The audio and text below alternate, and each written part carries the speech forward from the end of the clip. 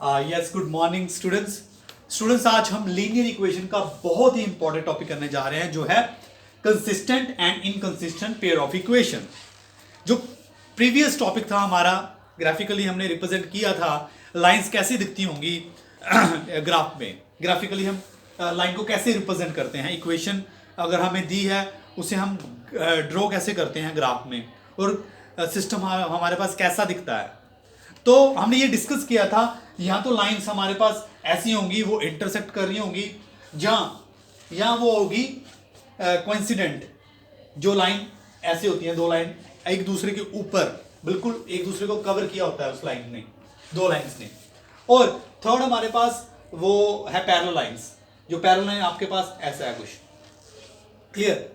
तो स्टूडेंट्स आज हमारे पास ये दो लीनियर इक्वेशन है, जनरल फॉर्म लिखी हुई है इनकी हमारे पास।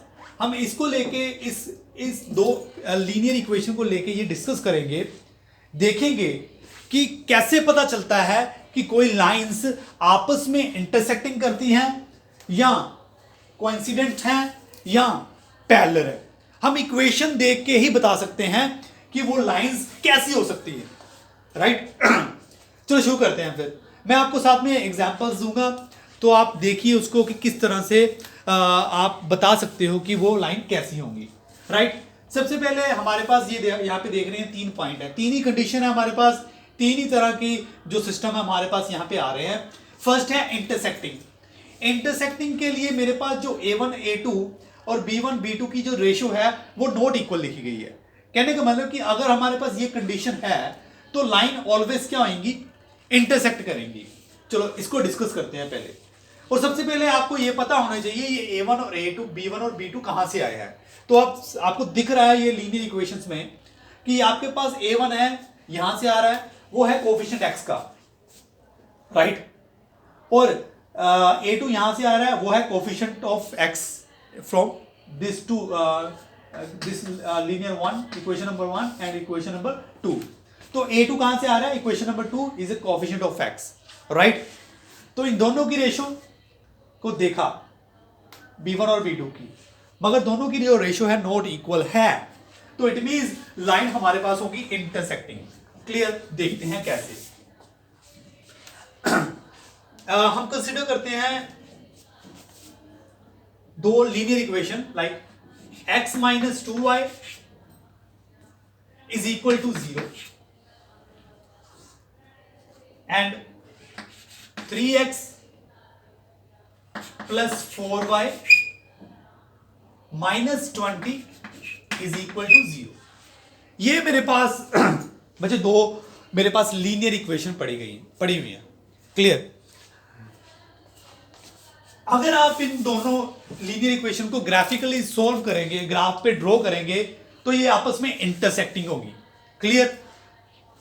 मगर ये तो था कि मुझे इसका पता था। क्यों पता था? क्योंकि मैंने इसकी एक एग्जांपल की हुई है मैंने।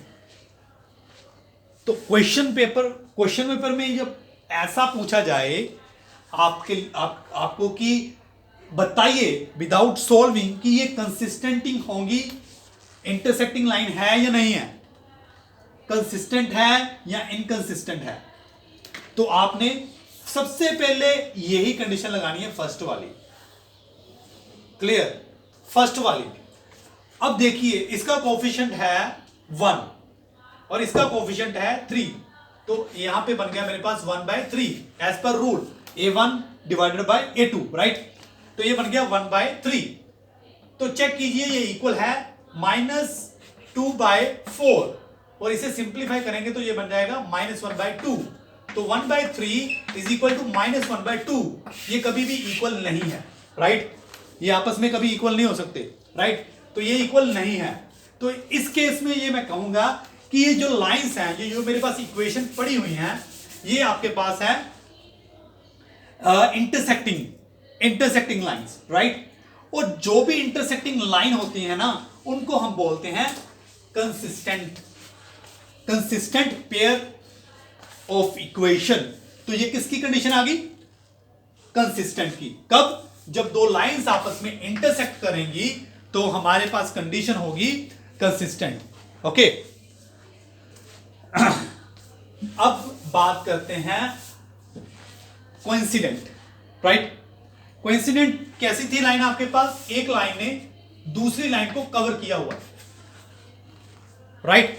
और मैं आपको यहां पे ये बता दूं, जो हमारे पास कंसिस्टेंट है वो तभी है जब हमारे पास यूनिक सॉल्यूशन हो। दोनों लाइनों का सिर्फ एक ही कॉमन पॉइंट है, ये वाला। दोनों लाइंस का, दोनों का एक ही कॉमन पॉइंट आ रहा है, तो ये यूनिक है। अगर यूनिक है तो मैं बोलता हूं वो कंसिस्टेंट है, राइट। अब यहां पे इनके कॉमन पॉइंट क्या आएंगे, इसका, इन दोनों लाइंस का ये कॉमन पॉइंट है, ये कॉमन पॉइंट है, ये कॉमन पॉइंट है, ये कॉमन पॉइंट है। तो और आप कितने प्लॉट कर सकते हैं पॉइंट इस लाइन के ऊपर, तो definitely there are infinite many solution will have this pair of equations, this kind of equation, right। अगर इसमें ये चीज ट्रू करता है तो इस इक्वेशन में मैनी सॉल्यूशन आएंगे, अगर ये कंडीशन ट्रू होती है, राइट, तो मैनी सॉल्यूशंस आएंगे। तो ऐसी एक एग्जांपल है जो हम ऑलरेडी पहले डिस्कस कर चुके हैं, वो है इक्वेशन है, पेयर ऑफ इक्वेशन है 2x + 3y - 9 is equal to 0, 4x + 6y - 18 is equal to 0। अब ये कंडीशन चेक करिए, ये कंडीशन लगाएं, मगर आपने सबसे पहले ये चेक करना ही करना है हर एक इक्वेशन में। हर इक्वेशन को जब आपने किया, अगर तो ये इक्वल आ गया तो फिर आप इस स्टेप पे चलेंगे, क्योंकि अगर नॉट इक्वल आ गया ना, अगर पहले ही नॉट इक्वल आ गया, A1 और A2, B1 और B2 नॉट इक्वल आ गया, तो वो क्या आएगी, यूनिक, वो क्या होगी, कंसिस्टेंट, राइट। तो चेक करते हैं, 2/4 is equal to 3/6। तो ये देखिए यहां पे ये कंडीशन फेल हो गई, क्योंकि 2/4 और 3/6 इक्वल होते हैं। क्यों, क्योंकि ये कट के बन जाएगा 1/2, ये कट के बन जाएगा 1/2, राइट। तो 2/4 is equal to 3/6, तो ये तो इक्वल आ रहे हैं, इनकी रेशियो इक्वल आ रही है, क्लियर।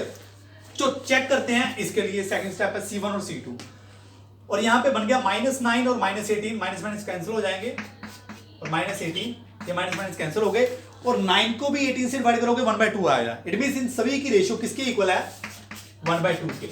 इट मींस ये सारे इक्वल हैं, तो ये वाली कंडीशन हमारे पास यहां पे ट्रू हो रही है। तो आप क्या बोलेंगे, आप ये बोलेंगे कि यहां पे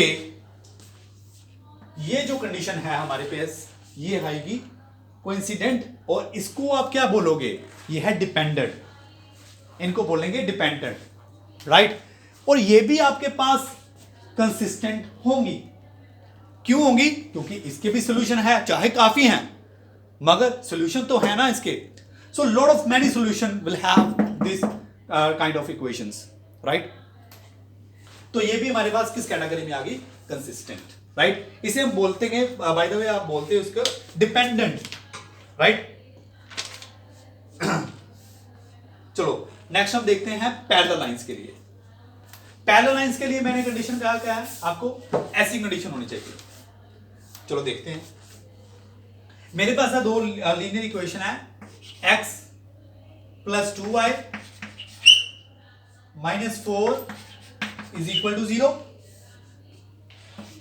2x + 4y - 12 is equal to 0, right. ये मेरे पास है two others linear equation. Check करते हैं, सबसे पहले ये वाली कंडीशन चेक करनी हमेशा, 1/2 is equal to 2/4। ये देखिए ये भी इक्वल है, क्यों, यहां पे आप इसको कटिंग करेंगे तो 1/2 बनेगा आपके पास, तो 1/2 is equal to 1/2, तो ये तो कंडीशन फॉल्स हो गई, इसके लिए फॉल्स हो गई, इसके लिए यस, ये अभी फॉलो हो रही है। अभी हमें C1 C2 चेक करना है, चलो देखते हैं C1 और C2। -4 और -12, माइनस माइनस करके 4 के टेबल पे 3 पे, तो 1/3 बना, यहां पे 1/3 बना, इट मींस ये तो इक्वल नहीं रहेगा। तो कौन सी कंडीशन बन गई आपके पास, ये थर्ड वाली। सबसे पहले हमें सामने ये चेक करनी होती है, फिर ये चेक करनी होती है, फिर लास्ट पे आपके पास ये बचेगा। तो ये कंडीशन फॉलो कर रही है ये लाइंस। अगर आप इसको ग्राफिकली बना के देखेंगे ना, तो आपके पास लाइंस ऐसे बन जाएंगी, कुछ ऐसे बन जाएंगी, पैरेलल लाइंस बन जाएंगी। राइट। पैरेलल लाइंस बन गई तो इट मींस यहां पे कोई भी सोल्यूशन नहीं मिलेगा। पैरेलल लाइंस के ऊपर कभी भी कोई कॉमन पॉइंट नहीं आता। यहां पे कॉमन पॉइंट था एक, यहां पे कॉमन पॉइंट थे बहुत सारे। लाइन एक दूसरे के ऊपर ही लाइन है ना, एक लाइन ने दूसरी को कवर किया हुआ। यहां पे बहुत सारे सोल्यूशन थे मेरे पास, यहां पे एक सोल्यूशन था, इसलिए इसको मैंने बोला कंसिस्टेंट। मगर यहां पे कोई कॉमन पॉइंट नहीं आएगा जितना मर्जी से एक्सटेंड कर दें, because distance will remain constant, same रहेगा डिस्टेंस इन दोनों के बीच में। तो कहीं पे भी ये आपस में इंटरसेक्ट नहीं करेंगी। अगर कहीं पे इंटरसेक्ट नहीं करेंगी तो यहां पे कोई कॉमन पॉइंट आएगा ही नहीं। अगर कोई कॉमन पॉइंट आएगा ही नहीं तो इट मींस कोई सॉल्यूशन नहीं आएगा, there is no solution possible. Okay, it means इसे हम कहेंगे इनकंसिस्टेंट। ठीक है, तो यहां पे कोई सॉल्यूशन नहीं एग्जिस्ट कर रहा तो उसको मैंने बोल दिया इनकंसिस्टेंट, राइट। तो ये था हमारा कॉन्सेप्ट। इसको आप ध्यान से आपने याद रखना है इसको, कि हमारे लिए हमारे लाइंस के लिए क्या कंडीशंस हैं। A1 A2 B1 इसको आपने सारे इसको याद रखना है। ओके, एक और एग्जांपल करते हैं, एग्जांपल से आपको और क्लियर हो जाएगा। ठीक है, चेक ग्राफिकली वेदर द एक पेयर ऑफ इक्वेशन दी गई हमें x plus 3 y is equal to 6 and 2x minus 3y is equal to 12, right. पहले ये चीज कंफर्म कर लिया करे। अगर कांस्टेंट इस तरफ है तो दूसरी का भी कांस्टेंट इस तरफ ही रखिए। अगर कांस्टेंट राइट साइड पे है तो सारे को राइट साइड पे रखिए, इक्वल टू 0 कर लीजिए उस तरफ, तो सेम रखना है इक्वेशन दोनों को, राइट। अब चेक करते हैं कि ग्राफिकली इसे देखना है हमने कि ये हमारे पास कंसिस्टेंट है या नहीं है। तो उसके लिए क्या करेंगे आप, A1 कंडीशन क्या थी, कंसिस्टेंट बोला उसने, इट मींस A1 और A2 not equal to B1 B2 आपने देखना है, राइट। तो चेक करते हैं 1/2 1 है, यहां पे 2 है, इक्वल टू 3/3 कट गया, -3 है।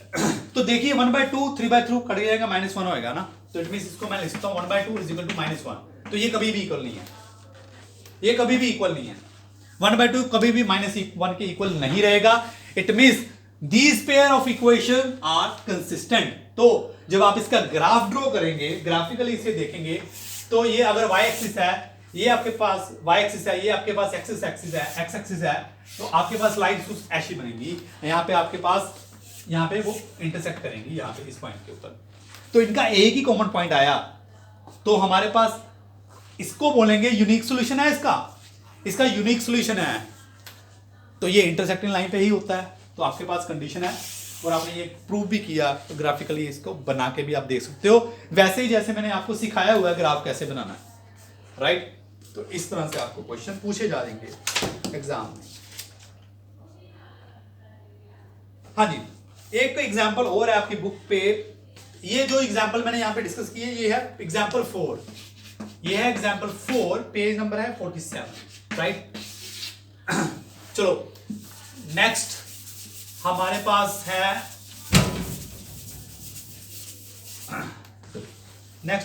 है, एग्जाम्पल नंबर 5, पेज नंबर 48 के ऊपर। हाँ, हमारे पास लीनियर इक्वेशन दी गई है, एक 5x minus 8y plus 1 is equal to 0। अब राइट साइड पे 0 है, ठीक है। 3x minus 24/5y plus 3/5 is equal to 0। हाँ जी, पूछा गया है graphically find whether the following pair of equation has no solution, unique solution और इनफाइनाइट मैनी सॉल्यूशन। तो आपने ये बताना है इसका क्या सॉल्यूशन आएगा, राइट। तो उसके लिए कंडीशन आपके पास वही है, A1 A/A2 not equal to B1 B। तो हमने ये चेक करना है कौन सी यहाँ पे ट्रू होगी। 3 कंडीशन थी हमारे पास, राइट। तो देखते हैं तीनों में से कौन सी लगती है यहाँ पे। चलो देखते हैं, सबसे पहले 5/3 और 8/2/5 को चेक करते हैं। -8 यहाँ पे है, -2/5। तो लास्ट डिनोमिनेटर को आप ऊपर कर सकते हो, तो 5/3 ये बनेगा, सॉरी 24 है, 24/5 है, राइट। तो इसको आप लिख सकते हो माइनस का माइनस कैंसिल, 8 मल्टीप्लाई बाय 5 ऊपर चला गया और नीचे है 24, ये 3 के टेबल पे जाएगा। तो 5/3 यहाँ पे भी है, 5/3 भी यहाँ पे भी है। इट मीन्स हमारे पास A1 over A2 is equal to B1 over B2 तो हो गया, राइट। अब चेक करते हैं। नेक्स्ट था हमारे पास, ऊपर है 1 और नीचे है 3/5, तो आप इसको ऊपर लेके जा सकते हो, ये बन जाएगा 5/3। यस, तो तीनों में 5/3 आ रहा है, तीनों में 5/3 आ रहा है, तो आ गया C1 और C2। ये कंडीशन है। ये हमारे पास कौन सी कंडीशन थी? ये थी मैनी सॉल्यूशन वाली, मैनी सॉल्यूशन वाली, राइट। इट मींस ये है आपके पास कैसी होंगी? Coincident, right. जब ऐसे ग्राफ में बनाएंगे तो ये दोनों लाइनें कॉमन पॉइंट देंगी बहुत सारे, ये दोनों इक्वेशन कॉमन पॉइंट्स देंगी बहुत सारे, ठीक है। तो आप ये बता सकते हो equation number 1 and 2 have infinite many solution. अगर ड्रॉ करेंगे तो कॉमन पॉइंट्स आएंगे, इसके 2 4 5 कॉमन पॉइंट बता दीजिए, 2 भी बता दें। अगर किसी लाइन के ऊपर 2 भी कॉमन, 2 पॉइंट भी कॉमन आ गए, जैसे ये 2 कॉमन पॉइंट आ गए इसके एक दोनों लाइन के ऊपर, तो आपके पास ये 100% है कि वो कोइंसिडेंस लाइन्स ही होंगी, ठीक है बच्चे। तो ये था आपके पास एग्जाम्पल नंबर 5, और इसी तरह एक और एग्जाम्पल है, एग्जाम्पल नंबर 6। वो है आपके पास एग्जाम्पल नंबर 6 है। यहां पे वो कह रहा है कि Champa went to a sale to purchase some pants and skirts. एक दुकान पे जा रही है चंपा और वहां पे उसने परचेज करना है पैंट्स और skirts. When her friend asked her how many of each she had bowed, she answered. उसकी एक दोस्त ने पूछा कि उसने क्या बाय किया है, कितने नंबर हर एक के बाय किए हैं, कितनी पैंट्स कितनी स्कर्ट्स बाय की है। तो उसने एक स्टेटमेंट में बताया कि the number of skirt is two less than twice number of pants purchased, ठीक है। The number of the number of skirts is two less. तो वो स्कर्ट्स की बात कर रही है पहले कि स्कर्ट्स कितनी है, राइट। स्कर्ट्स कितनी है? लेट अस सपोज कि मैंने वाई को स्कर्ट ले लिया, अब वो वाई की बात कर रही है। The number of skirt is two less than twice the number of pant purchased. It means जितनी उसने पैंट परचेज की, और पैंट को मैंने मान लिया x number of pant purchased is x, ठीक है। ट्वाइस बोला उसने, डबल पैंट में से आपने क्या किया? -2, ट्वाइस पैंट्स में से 2 को लेस किया, तो इतनी उसके पास स्कर्ट्स होंगी। ये थी उसकी स्टेटमेंट। और फिर उन्हें अपनी एक और statement the, the number of skirt. फिर उसने स्कर्ट की बात की, स्कर्ट हमारे पास क्या है? Y. The number of skirt is 4 less than the 4 times the number of pant purchased, 4 times the pant purchased। इतनी उसने पैंट परचेज की है, उसमें से अगर 4 माइनस कर दिए तो आपके पास उसने ये इतने नंबर्स उसने स्कर्ट्स लिए हैं। तो पहले क्या था हमारे पास? ट्वाइस नंबर ऑफ पैंट्स ली थी, उसमें से अगर उनमें से हम सिर्फ 2 माइनस कर दें तो number of purchase pants skirts हमारे पास ये है। और अगर हम पैंट्स को 4x परचेज करते हैं और उनमें से 4 माइनस कर देते हैं तो आपके पास आती है स्कर्ट्स, राइट। तो ये है आपके पास कंडीशन, क्लियर। तो इसे उसने बोला है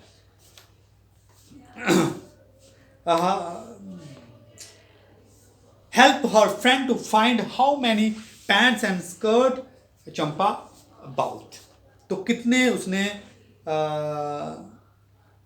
पैंट्स और स्कर्ट्स लिए हैं। तो डेफिनेटली आपके पास ये कंसिस्टेंटली आप चेक कर लीजिए, इसे लिखिए एक लीनियर इस टाइप में लिखिए और इससे चेक कीजिए वे कंसिस्टेंट है या इनकंसिस्टेंट है। और ये कंसिस्टेंट है, यूनिक सॉल्यूशन आएगा। और यूनिक सॉल्यूशन आप ग्राफिकली आपकी बुक पे आपको ये दिखेगा, ये दोनों लाइंस जी हैं Q और 1 पे, Q पॉइंट जो जिसके कोऑर्डिनेट्स हैं मेरे पास। स्टूडेंट्स ये देखो यहाँ पे ये इक्वेशन हमें क्या दे रही है। अगर इसे आप जब ग्राफिकली देखते हो तो हमारे पास ये सॉल्यूशन है। तो अब हमारे पास ये प्रॉब्लम थी कि हमने ये देखना था कि वो कितनी स्कर्ट ले रही है और कितनी पैंट्स ले रही है, ठीक है। तो डेफिनेटली अगर आपके पास x की वैल्यू 1 है तो इट मींस वो पैंट कितनी ले रही है? 1 ले रही है, 1 पैंट परचेज कर रही है, राइट। तो 1 की वैल्यू जब आप इसमें पुट करते हो तो आपके पास ये बनता है 2 into 1 minus 2 is equal to 0। तो y की वैल्यू क्या आ गई 0। तो इट मीन्स उसने कोई भी स्कर्ट नहीं ली, उसने सिर्फ पैंट ली है और 1 है, और यही यूनिक सोल्यूशन है इन दोनों को लेके, right. Thank you very much.